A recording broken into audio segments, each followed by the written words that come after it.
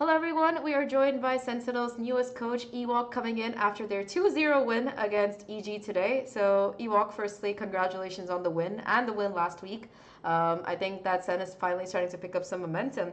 So my first question to you would be about obviously the roster rebuild, right? Like you came, a lot of changes in the team, not just in terms of like who's IGLing, but also the players as well, bringing in Jonah P and Jerwin. So kind of wanted to ask you about it and your thoughts about the replacements first. Of course, it's a very difficult time to rebuild in the middle of the season when most of the player base, all the tier 1 players, of course, and even a lot of the tier 2 players are either locked with organizations, whatever. So we would have loved to have been able to trial more people, but we're very happy with the players that we did end up securing. So and they're a good fit for us. For now, even I think you guys are getting some glimpses of Jerwin, but I think he can be even much more than what he's been so far. Yeah, I think the team has definitely looked like really well and in sync together. Today's game especially was really clean. So that's my next question. I wanted to ask about that Harbor pick on Bind, because you see that not a lot of teams are really running Harbor. Like I know that Fnatic likes to run it, for example. So I wanted to ask about the reasoning behind that as well. It's an agent that John QT is comfortable on, and it's suited the way that we wanted to play Bind. We do have a couple other options for Bind. We tested quite a bit and kind of tried to see what suits the style that we want to play and how we want to call. And we went for the double Lotus and the Harbor. But yeah, for us, it's something that I think it's sometimes a bit of an X factor and it's a little bit hard to play against if you're not used to playing against it. So for us, it's something that just came kind of natural, kind of comfortable.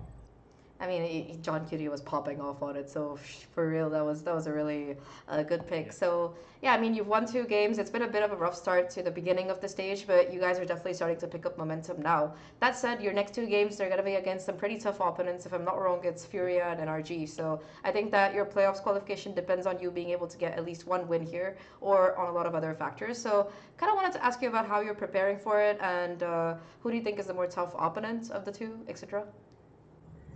Oh, this is a tough question. Yeah, both opponents are really strong. So for us, it's been, as I've said many times, it's just about showing improvement week by week. And then us coming off 2 zeros in a row is something that's really good. We're coming in with good momentum. Fury did also lose this week. So maybe we have a little bit of an advantage there. We have them first. I don't think it's very easy to say in terms of who's a stronger team. The one just won kickoff and the other one just won champs recently. So 2 very strong teams. It's tough to say, and it's in terms of preparation. Of course, we look ahead. Even when we had EG, we look ahead and see what our schedule is going to look like. But for now, most of our focus has been EG, and then some minor adjustments that we're making looking forward as well. Got it. That makes a lot of sense. So of course the meta, it's absolutely cooked right now according to a lot of people. Especially, I think at this point it's just like whoever has the better Neon wins, and every single team is kind of running Neon. That said, I wanted to ask you 2 things. Firstly, your opinions on the meta and Neon. You can answer this first, and then I'll have a follow-up for that. I've been a Neon enjoyer for a while because I had. Of course, you're from Pacific, bro. Yeah. So there, it's been very common for a long time, and it's something we used to run even pre-franchising. So for me, the moment when Monyet joined us with RRQ before, then I was like, okay, well, we have a Neon player again, so I'm excited to play some of the Neon maps. So I'm very used to just spamming Neon and taking advantage of how good the agent is. I do think if we get to see a Neon nerf, we'll maybe see more variety in the meta, and it's something that I think we are prepared for as well, and so should other teams be, of course. But yeah, for now, she's strong, and it's an agent that most teams will look to lean into. Makes sense. I mean, I think everyone's picking it pretty much. That brings me to my follow-up question, right? You're one of the few teams that doesn't run Neon on Lotus. Instead, you have the Veto instead in that comp. Even if you weren't able to win, to be fair, Crew has been looking incredible. So that was still a pretty good game. I kind of wanted to ask you about the reasoning behind that comp, running Veto, not running Neon, and why do you think it works for you, and how it like kind of counters the meta? It's a little bit of a different style. The Vito, you play it a little bit different. It offers some things on the attack side with his TPs that and his interceptor that other agents, for example, Vice or Killjoy, doesn't really give. And then also, so there we played the Rays. It's just something that was with the Fade. There's nice combo ability there, and we feel like it's something that also suits us well in terms of agents wise and kind of just how we like to play against the opposition comps, because a lot of people are playing the same thing, so we get to play a little bit of a different style because of that. Got it. And out of curiosity, if you talked about Neon nerfs, how do you think Neon should be nerfed so that she's still an agent that people want to pick and don't just throw in the trash can like happened with Yoru? Yeah, it's definitely a difficult job. I usually prefer them doing some buffs instead of just killing an agent. But like Sentinel really buffs? Sentinel buffs potentially, and maybe nerfing the shotgun a little bit, so it's like indirect nerfs to Neon. Because to be fair, you'd see any agent killing with the Bucky at the moment, any agent killing with the Judge, right? It's not only Neon. I saw that Cortesia clip, yeah. Yeah, exactly, right? So the Neon maybe just exaggerates that issue where the shotguns are really strong and sometimes it doesn't offer much counterplay. So I think looking at maybe sometimes alternative methods, slight accuracy makes sense because it's a little bit bonkers in the way. Yeah. So that one would make sense, but I would hate for them to just kill the agent. I think the guys that are really strong on Neon should still be able to get value on Neon and should still be able to, if they're just a really good Neon player, and it's kind of similar to Raze in terms of like strength, that you could still, that the team could decide that we're going to play Neon and they're not at a deficit even after she gets nerfed, right? So I think I would love for them to go that route instead of just killing the agent, because I think that's kind of same like you just mentioned the Yoru. It's one of those where people just got much better on Yoru, and I do think if you kind of get to an expert level on agent, then you should be rewarded for it. Your agent shouldn't just get killed, and if you're still just really good on the agent, you should still be able to play it even after the nerf, because if your experts are getting off it, then you know you've kind of gone too far, in my opinion. Makes sense, yeah. Poor Exter, man. R.I.P.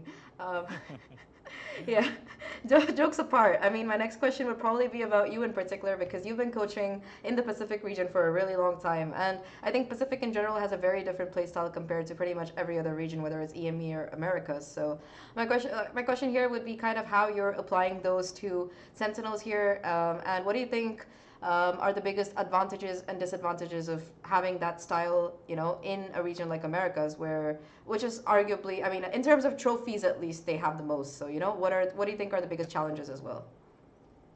I think there's some things in terms of work ethic as well in Pacific that is really strong against a lot of teams. It's something our team was kind of famous for, working hard, and something that I'm very used to, and it's something that I've brought over to Americas here and to Sentinels to make sure that we can outwork other teams, even if we feel like we're potentially on a similar just skill level, but we're just working harder and we're better prepared than other teams so that we can get wins. So that is one of the things in terms of just RRQ specific. But in terms of specific, I think it's just good to bring different brains from different kind of different backgrounds, and then we can share ideas because we have different experiences of the past. Versus potentially some coaches in Americas, you get to play, even if you do qualify, you get to play against specific teams so rarely, and if you go to an event that is maybe in Pacific, you get to scrim against them maybe for a week or two. Versus like Jonah and John, they have how many years of experience scrimming in NA, and I have 4 years of scrimming in Pacific and China, right? So we get to bring those two ideas together where our experience is different. Versus if you're maybe a team that's only ever scrimmed in America, it's pretty different in terms of what your experience is. What do you think is the biggest differentiator between the two regions that you talked about? A little bit more crazy in Pacific. I think a little bit more chaos, and for Pacific, you need to really learn how to thrive in the chaos.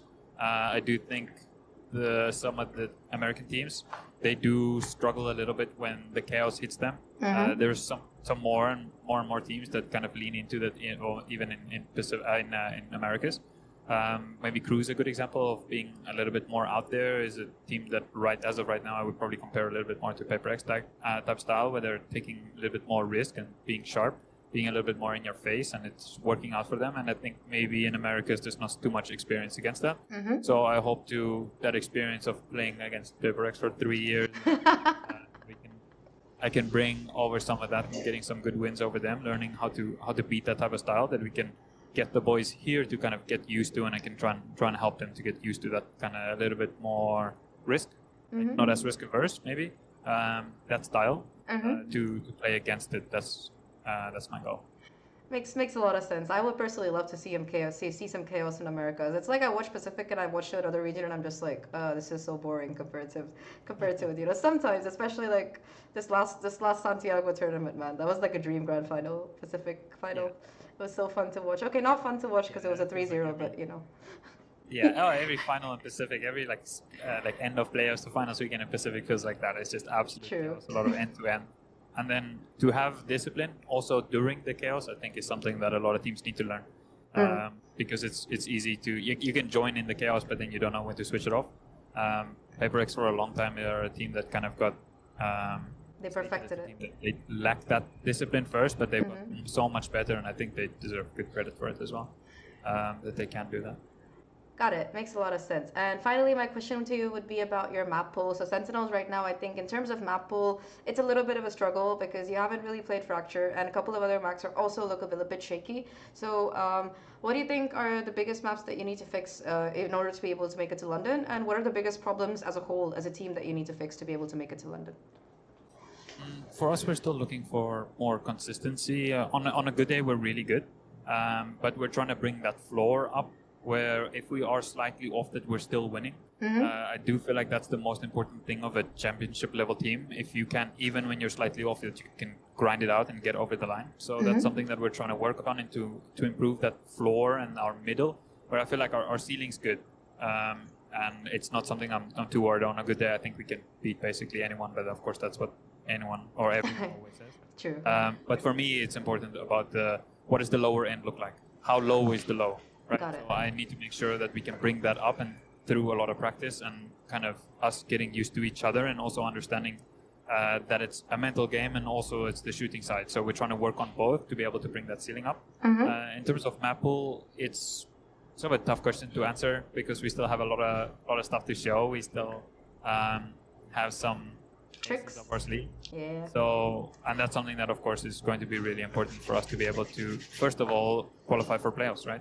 So I don't want us to get ahead of ourselves. It's step at a time. We're in a position where we need to make sure we just qualify to playoffs first, and then we can talk about that after.